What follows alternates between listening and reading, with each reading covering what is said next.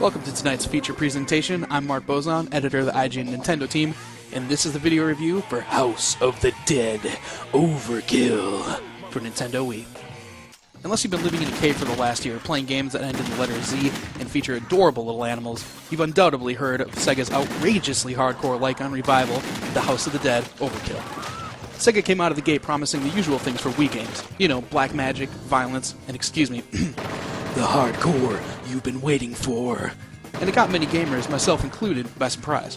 A hardcore game on Wii? Was that an F-bomb I just heard that guy drop? I'm gonna rip your motherfucking balls off! Did I just blast that lady into fine little meat chunks? Yes, yes, and oh hell yes, readers. The setup is simple. You've got a grindhouse feel that sets the tone for a classic House of the Dead game, a new danger cam that allows you to move the screen just a little bit, and classic House of the Dead-like on goodness.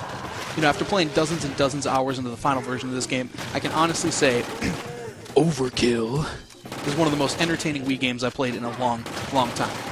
Let's start with what this game does very, very right. Overkill is one of the only games out there, besides, you know, like No More Heroes and Mad World, that really brings its own look and style that's unique to the Wii. This is found in the interface, all sorts of post art used for level select, menus and options, and all those little things too, like twisting the volume knob here. I'm actually grabbing this with the IR and twisting the controller to turn the dial. Oh, and for the hardcore out there looking for traditional Lycon experience, yeah, you can even calibrate the screen here and play it with no cursor, and it actually works pretty good at a distance from about 10 to 15 feet. Each level kicks things off with some pretty over-the-top exchanges between Agent G and his hot-headed partner Isaac Washington, who, Wikipedia confirmed, by the way, is a video game reincarnation of Samuel Jackson from every movie ever. You know, as a little bit of a word of warning, though, this game is vulgar, and I mean it's really, really vulgar. So as you can see in here, I mean, the game really takes its overly hardcore nature pretty seriously, but it isn't always that funny, you know, and it doesn't get a little bit old pretty quick.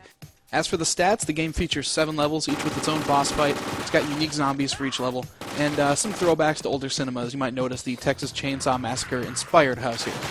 As you go through each chapter, it kind of acts like its own film. You're going to go through mutant-infested plantations. You've got the hospitals here in ballistic trauma.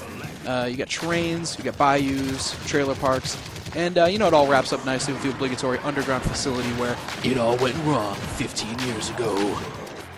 You know, the gameplay is balls-out awesome and straightforward action, though you are going to notice some little annoying issues.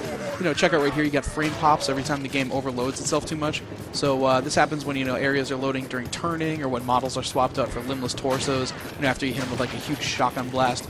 And as an example of that, here you can see I actually shot at these grenade boxes, and I didn't pick it up because I happened to pull the trigger during a little bit of a load. You've also got some weird audio mixing going on at times. Some of the bosses are a bit more engaging than others. And a lot of the zombies that they use to keep things, you know, fresh each level inevitably lead to some clones throughout the stage. Check it out here. I got 5 portly dudes attacking me here, followed by, you guessed it, a re-up of 4 more fat asses. The good really does outweigh the bad, though. I mean, you got a lot of great upgrades and unlockables to keep things interesting. You can purchase new guns, you can power them up, you can unlock extra mutants in dual-wield mode. And even though the game's only going to take you a couple hours to run through, it's really fun to run through again. I mean, that's what House of the Dead's all about. As far as being the old total package and the hardcore you've been waiting for, House of the Dead lays down some good groundwork for a series on Wii. Hopefully the team can polish the sequel up, and it'll kick even more ass next time around. For the full written review, head on over to IGN.com. Don't disrespect my wheels. She's my pride and joy.